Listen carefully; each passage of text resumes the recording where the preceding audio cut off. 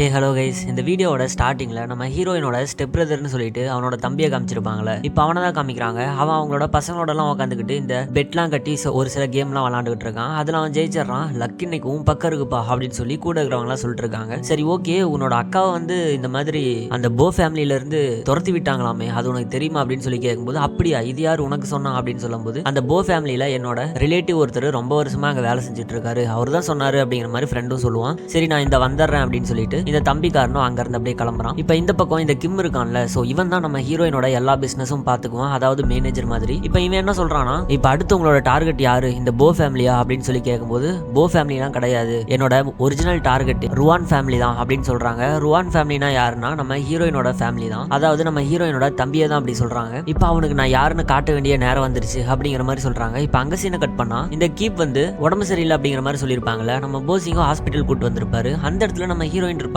ஹீரோயினை பார்த்தோன்னா இந்த போசிங் வந்து ஹீரோயினோட தலையில கை வச்சு, உனக்கு என்ன உடம்பு சரியில்லையா, எதுக்காக நீ இங்க இருக்க அப்படின்னு சொல்லி கேட்கும்போது, நம்ம ஹீரோயினும் ஏதோ ஒன்று பேச வராங்க. ஆனா பின்னாடி பாத்தீங்கன்னா அந்த கீப் வந்துடுறா. இந்த உன்னோட சிஸ்டர் வந்துட்டால, அவளை போய் கவினி அப்படின்னு சொல்லிட்டு நம்ம ஹீரோயின் அங்க இருந்து கிளம்பிடுறாங்க. இப்ப டாக்டரை பாக்குறதுக்காக கியூ பாத்தீங்கன்னா ரொம்ப பெருசா இருக்கு. இப்ப போசிங் என்ன பண்றாரு அப்படின்னா, முன்னாடி இருக்கிற ஒரு பாட்டி கிட்ட போயிட்டு, நான் உங்களுக்கு பணம் தரேன், இந்த இடத்த எனக்கு விட்டு கொடுக்க முடியுமா அப்படின்னு சொல்லி கேட்கும்போது, உன்னோட பணத்தை எல்லாம் யார் இப்ப கேட்டா, பணத்தினால எல்லாமே வாங்கிடலாம் நீ நினைக்கிறியா, அதெல்லாம் கொடுக்க முடியாது, காலையில இருந்து இங்க நாங்க நின்றுட்டு இருக்கோம்ல, போய் பின்னாடி நில்லு அப்படிங்கிற மாதிரி பாட்டி வந்து காய்ச்சி மூச்சுன்னு திட்டிடுறாங்க. இப்ப அந்த கீப்பும் பரவாயில்லவா நம்ம நின்னே போலாம் அப்படிங்கிற மாதிரி சொல்லிடுறாங்க. இப்ப அந்த இடத்துல நம்ம ஹீரோயின் பாட்டிக்கு முன்னாடி நடந்து போயிட்டு இருக்காங்க. அப்படி போய்கிட்டு இருக்கும்போது, என்ன இவன் மட்டும் முன்னாடி போறா, இவளை யாரும் தடுக்க மாட்டாங்களா அப்படிங்கிற மாதிரிலாம் இந்த கீப் வந்து கத்திக்கிட்டு இருக்கும்போது நம்ம போசிங்க்கு ஒண்ணுமே புரியல. இப்ப அங்க இருக்கிறவங்க என்ன சொல்றாங்கன்னா, ஏமா அதுதான் டாக்டர் பேர் கூட தெரியாம நீங்க டாக்டரை பார்க்க வந்துட்டீங்களா அப்படின்னு சொல்லும்போது, நம்ம போசிங் வந்து அப்படியே ஷாக் ஆகுறாரு. என்னது டாக்டரா, 4 வருஷமா என் கூட இருக்கா, எனக்கே தெரியாது இவ டாக்டர்னு சொல்லிட்டு அப்படின்னு இவர் நினைச்சுக்கிட்டு இருக்கும்போது, அங்க இருக்கிற எல்லாருமே இவங்க இந்த பிசியோதெரபிஸ்ட்லாம் பண்ணுவாங்க, அதுல ஸ்பெஷலிஸ்ட் அப்படின்னு சொல்லிட்டு அங்க இருக்கிற எல்லாருமே பேசிட்டு இருக்காங்க. இதெல்லாம் கேட்டு கீப் என்ன சொல்றா அப்படின்னா, போசிங் கிட்ட வந்து அப்படிலாம் இருக்க வாய்ப்பே கிடையாது, இவ வந்து ஃபோர்ஜரி பண்ணி தான் இந்த வேலையை வாங்கியிருப்பா, இவளுக்கு ஒண்ணுமே தெரியாது, இதை நீ நம்பாத அப்படிங்கிற மாதிரி ஹீரோயினை பத்தி தப்பு தப்பா பேசிட்டு இருக்காங்க. இப்போ ஒரு நிமிஷம் இரு அப்படின்னு சொல்லிட்டு நம்ம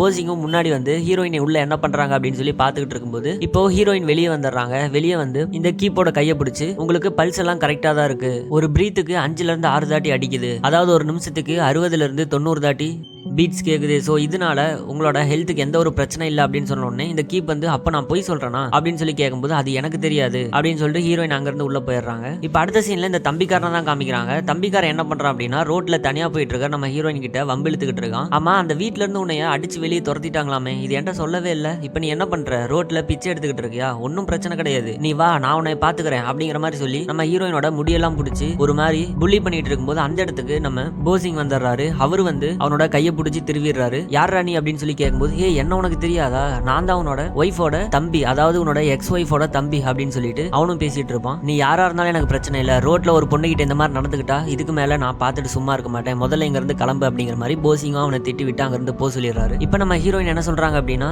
இந்த மாதிரி நீ ரோட்ல நடந்துக்கவே மாட்டிய, இது உன் குடும்பத்துக்கே ஒரு மாதிரி அவமானம் தரக்கூடிய செயலா இருக்குமே, நீ ஏன் இந்த மாதிரிலாம் நடந்துக்கிற, என்னை ப்ரொடெக்ட் பண்றியா அப்படின்னு சொல்லி கேட்கும்போது, என்னோட சொத்து மேல யாராவது கை வச்சா எனக்கு சுத்தமா பிடிக்காது, நீயும் என்னோட சொத்து தான், இன்னும் நான் உனக்கு டிவோர்ஸ் தரல, அதனால நான் கண்டிப்பா உனக்கு ஏதாவது பிரச்சனைனா வந்து நிப்பேன் அப்படிங்கிற மாதிரி போசிங் சொல்லிட்டு இருப்பாரு. இப்ப இந்த பக்கம் இந்த தம்பிக்காரன் என்ன பண்றானா, போன் பண்ணி அவங்க ஃப்ரெண்ட்ஸ் கிட்ட, எங்க அக்கா இந்த மாதிரிலாம் பண்ணிட்டா, எங்க அக்கா புருஷன் என் கையவே திருவிட்டான், எனக்கு செம்ம டென்ஷன் ஆகுது, எங்க அக்காவை ஏதோ ஒன்று பண்ணியே ஆகணும் அப்படிங்கிற மாதிரி புலம்பிக்கிட்டு இருப்பான். அப்ப அவன் மேல சில பேப்பர் துண்டெல்லாம் வந்து விழுகுது. என்னடா இது இவ்வளவு பேப்பர் வருது அப்படின்னு சொல்லி எடுத்து படிச்சு பார்க்கும்போது, நான் உன்னை ஃபாலோ பண்ணிக்கிட்டே இருக்கேன், இதுக்கு மேல இந்த மாதிரி பண்ணாத, அப்படி பண்ணேன்னா என்ன நடக்கும்னு எனக்கே தெரியாது அப்படிங்கிற மாதிரி அவனை யாரோ வான் பண்ணிருக்காங்க. அதை படிச்சு பார்த்துட்டு, எவன்டா இந்த பேப்பரை மேல தூக்கி போட்டது, சொல்றா, இங்க தானே ஒளிஞ்சிட்டு இருக்கீங்க, வெளியே வாங்கடா அப்படின்னு சொல்லி கத்திட்டு இருப்பான். இப்ப அடுத்த நாள் காலையில நம்ம போசிங் இருக்காருல்ல, சோ அவர் தான் அடுத்த ஒரு போவோட பொசிஷனுக்கு வந்துடுறாரு. அதாவது அவங்க ஃபேமிலி கம்பெனில சிஇஓவா வந்து உட்காந்துடுறாரு. அங்க இருக்கிற எல்லாருமே வந்து அப்ரிசியேட் பண்ணிட்டு இருக்காங்க. அதே சமயத்துல இந்த பக்கம் நம்ம ஹீரோயின் ஒரு கம்பெனி வச்சிருப்பாங்க. அந்த கம்பெனியோட பேர் வந்து என்ஜு அப்படின்னு சொல்லிட்டு ஒரு கம்பெனி வச்சிருப்பாங்க. இப்ப அவங்களும் அவங்களோட கம்பெனிக்கு போறாங்க. அவங்களையும் எல்லாருமே வரவேற்கிறாங்க.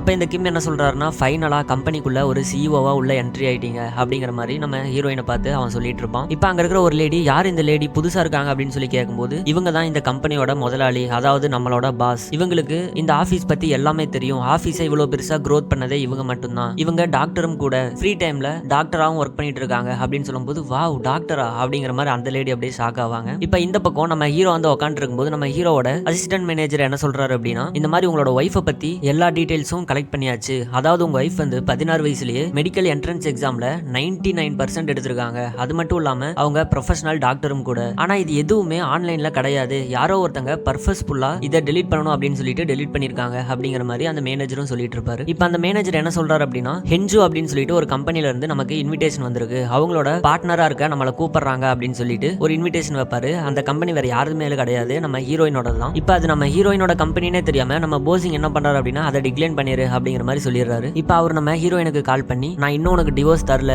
ஸோ அதனால நீ இன்னும் என்னோட ஒய்ஃப் தான், நாளைக்கு நைட் நான் உன்னை மீட் பண்ணணும் அப்படின்னு சொல்லும்போது அதெல்லாம் மீட் பண்ண முடியாது அப்படின்னு சொல்லிட்டு நம்ம ஹீரோயின் போனை கட் பண்ணிடுறாங்க. இப்போ அந்த இடத்துக்கு இந்த கீப் இருக்கால, ஸோ இவ வந்து நம்ம போசிங் கிட்ட பேசிட்டு இருக்கா, இந்த மாதிரி என்ஜு அப்படின்னு சொல்லிட்டு ஒரு கம்பெனில இருந்து இன்விடேஷன் வந்திருக்குல்ல, அந்த கம்பெனில நாளைக்கு ஒரு பார்ட்டி ரெடி பண்ணிருக்காங்க, அந்த பார்ட்டிக்கு போகலாம், போயிட்டு அவங்களோட பார்ட்னர் ப்ரோக்ராம்ல நம்ம கலந்துக்கலாம், உங்களுக்கு அது பிடிக்கல அப்படின்னாலும் என்னையும் கூட்டிட்டு போங்க, எனக்கும் ஒரு மரியாதையா இருக்கும்ல அப்படின்னு சொல்லி கேட்கும்போது அதெல்லாம் ஓகே, ஆனா இந்த கம்பெனில ஸ்டாஃபா இல்லாதவங்களுக்கு இந்த கம்பெனிக்குள்ள இருக்கிறதுக்கு இடம் கிடையாது, அதை நீ மைண்ட்ல வச்சுக்கோ அப்படிங்கிற மாதிரி நம்ம போசிங்கும் சொல்லிடுறாரு. இப்போ அந்த பார்ட்டியை அட்டன் பண்றதுக்காக நம்ம ஹீரோயின் இங்க ரெடி ஆயிட்டு இருக்கும்போது அந்த இடத்துல கிம் வந்து பேசிட்டு இருப்பாரு. இந்த மாதிரி என்ஜு டெக் குரூப்போட சிஇஓ நீங்க தான், ஸோ உங்களை நான் டேட்டிங்க்கு கூப்பிடுறேன், நாளைக்கு நைட்டு என் கூட டேட்டிங் வர முடியுமா அப்படின்னு சொல்லும்போது இதை பத்தி நான் யோசிக்கிறேன் அப்படிங்கிற மாதிரி நம்ம ஹீரோயின் சொல்றாங்க. இப்போ அடுத்த சீன்ல அந்த பார்ட்டி அரேஞ்ச் பண்ண இடத்துக்கு எல்லாருமே வந்துகிட்டு இருக்காங்க, பெரிய பெரிய சிஇஓ எல்லாம் வந்துகிட்டு இருப்பாங்க. அப்படி வந்துகிட்டு இருக்கும்போது நம்ம ஹீரோவும் அந்த கீப்பை கூட்டிட்டு அந்த இடத்துக்கு வராரு. வந்த உடனே அவங்கள அங்க இருக்கிற போட்டோகிராஃபர் எல்லாருமே போட்டோ பிடிச்சிட்டு இருக்காங்க. அந்த இடத்துல நம்ம ஹீரோயினோட கார் வருது, கூடவே நம்ம கிம் வராரு. அங்க இருக்கிற எல்லாருமே யார் இந்த லேடி புதுசா இருக்காங்க, அதுவும் நம்ம கிம்மோட இருக்காரு அப்படின்னு சொல்லிட்டு கிம்ம வந்து போட்டோ எடுத்துக்கிட்டு இருக்காங்க. இப்போ இந்த கம்பெனியோட சிஇஓவே நீ தான், ஆனா என்ன எல்லாரும் போட்டோ எடுக்கிறாங்க அப்படின்னு கிம் சொல்லும்போது பரவாயில்ல, ஸ்பாட் லைட்ல இருக்கிறது யாருக்கு தான் ஆசை இருக்காது, இப்போ அது உனக்கு கிடைச்சிருக்கு, நீயும் என்ஜாய் பண்ணிக்கோ அப்படிங்கிற மாதிரி நம்ம ஹீரோயினும் சொல்லிட்டு இருப்பாங்க. இதை வந்து தூரத்துல இருந்து நம்ம ஹீரோவும் பாத்துக்கிட்டு இருப்பாரு. இப்போ அப்படியே உள்ள எல்லாரும் நின்னுகிட்டு இருக்கும்போது இந்த கீப் வந்து போசிங் கிட்ட பேசிட்டு இருப்பா. அப்படி என்ன பேசுறா அப்படின்னா, உன்னோட எக்ஸ் ஒய்ஃபை சுத்தி எத்தனை பசங்க நிக்கிறாங்க பாத்தியா, அவ உனக்கு டிவோர்ஸ் கொடுத்ததுக்கு காரணமே ஆல்ரெடி ஒருத்தனை சூஸ் பண்ணிட்டா, அதனாலதான் உன்னை விட்டு விலகணும்னு ஆசைப்படுறா, அது உனக்கு தெரியலையா, நீ ஏன் இன்னும் அவளுக்கு டிவோர்ஸ் கொடுக்காம இருக்க அப்படிங்கிற மாதிரி சொல்லி நம்ம போசிங்க ஏத்தி விட்டுக்கிட்டு இருக்கும்போது போசிங் என்ன சொல்றாரு அப்படின்னா, ஒரு நிமிஷம் இங்கே இரு அப்படின்னு சொல்லிட்டு நம்ம ஹீரோயினை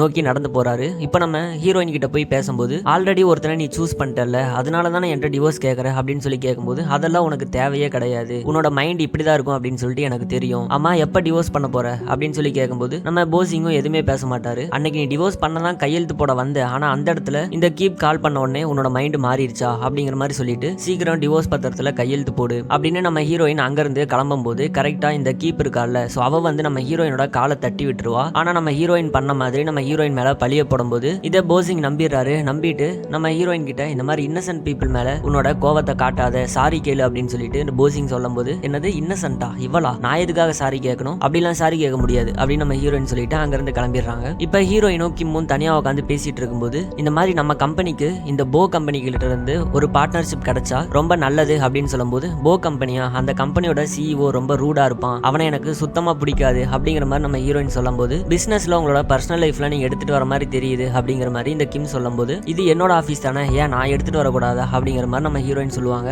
ஆமாமா கரெக்ட் தான், உங்க ஆஃபீஸ் தான், நீங்க எடுத்துட்டு வரலாம் அப்படின்னு கிம்மும் சொல்லிட்டு இருப்பாரு. இப்போ நம்ம ஹீரோயின் என்ன சொல்றாங்க அப்படின்னா, சரி ஓகே நான் தனியா ஒரு வாக் போகணும்னு ஆசைப்படுறேன், நான் போயிட்டு வரேன் அப்படின்னு சொல்லிட்டு அங்க இருந்து கிளம்பிடுறாங்க. இப்போ இந்த பக்கம் நம்ம போசிங் நின்று இருக்கும்போது அந்த இடத்துக்கு இந்த கிம் வரான். கிம் வந்து நம்ம போசிங் கிட்ட ரொம்ப ஹார்ஷா பேசுறான். என்ன பேசுறான் அப்படின்னா, உங்களுக்கு ஒரு இன்விடேஷன் வந்ததுல என்ஜு குரூப் ஆஃப் டெக் அப்படின்னு சொல்லிட்டு, சோ அந்த கம்பெனியோட ஓனர் யாருன்னு தெரியுமா, உங்களோட எக்ஸ் ஒய்ஃப் ருவான்சு தான், ஆனா இப்போ அவங்களுக்கு உங்களோட பார்ட்னரா இருக்கிறதுக்கு கொஞ்சம் கூட விருப்பம் இல்லை, அதனால அவங்கள டிஸ்டர்ப் பண்ணாதீங்க, அது மட்டும் இல்லாம அவங்கள ஃபிளர்ட் பண்ணிட்டு இருக்கீங்கல்ல, சோ அதையும் ஸ்டாப் பண்ணிருங்க, நீங்க அவங்களோட எக்ஸ் ஹஸ்பண்ட் மட்டும்தான், இதுக்கு மேல ஹஸ்பண்டா மாற முடியாது அப்படிங்கிற மாதிரி கிம் அங்க நம்ம போசிங் கிட்ட சொல்லிட்டு அவன் கிளம்பிட்டான். போசிங்க்கு செம டென்ஷன் ஆகுது. இப்போ இந்த பக்கம் போசிங்கோட மேனேஜர் அங்க இருக்கிற சிசிடிவியை செக் பண்ணிட்டு இருக்காங்க. அப்படி என்னடா சிசிடிவில பாக்குறாங்க அப்படின்னா, அந்த காலை யாரு தட்டி விட்டது அப்படின்னு சொல்லி பார்க்கும்போது தான் தெரிய வருது, இந்த கீப் இருக்கால, சோ அவ தான் காலை இடையில விட்டு நம்ம ஹீரோயினோட காலை தட்டி விட்டுருப்பா. ஆனா நம்ம ஹீரோயின் பண்ண மாதிரி போசிங்க நம்ப வச்சிருப்பா. இதை பார்த்த உடனே போசிங் டென்ஷன் ஆகுறாரு. இப்போ இந்த பக்கம் நம்ம ஹீரோயின் அப்படியே தனியா நடந்து போயிட்டு இருக்கும்போது ஹீரோயினோட தம்பி அவங்களோட ஃப்ரெண்ட்ஸும் வந்துடுறாங்க.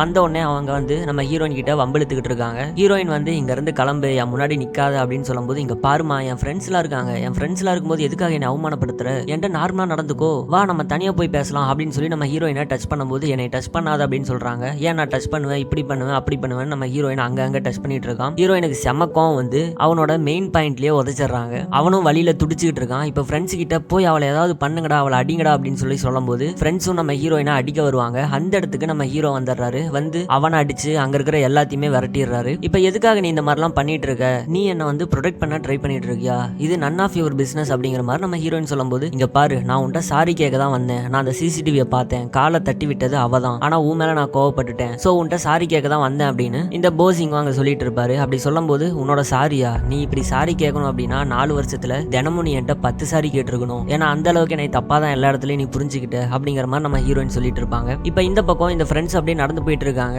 அப்படி போய்கிட்டே இருக்கும்போது அந்த இடத்துல வேற ஒரு பொண்ணு நடந்து போயிட்டு இருக்கா. இந்த பொண்ணு பார்க்க செம்ம அழகா இருக்கால, அந்த பொண்ணை போய் ஸ்டாப் பண்ணுங்கடா அப்படிங்கிற மாதிரி இந்த தம்பிக்காரனும் சொல்லிடுறான். இப்ப அங்க இருக்கிறவங்களும் அந்த பொண்ணை போயிட்டு எங்களோட ஒரு ட்ரிங்க்ஸ் குடிக்க வரியா அப்படின்னு சொல்லி அந்த பொண்ணு கிட்ட பிரச்சனை பண்ணிட்டு இருக்காங்க. சோ இதோட இந்த பார்ட்டை முடிக்கிறாங்க. இதுக்கப்புறம் என்ன நடந்தது அப்படின்னு சொல்லிட்டு அடுத்த பார்ட்ல பார்க்கலாம். இந்த வீடியோ எப்படி இருந்தது அப்படின்னு சொல்லி கீழே கமெண்ட் பண்ணுங்க. வீடியோ பிடிச்சிருந்தா லைக் பண்ணுங்க. சப்ஸ்கிரைப் பண்ணாதவங்க சப்ஸ்கிரைப் பண்ணுங்க. நான் உங்களை அடுத்த வீடியோல வந்து மீட் பண்றேன். So thank you, by.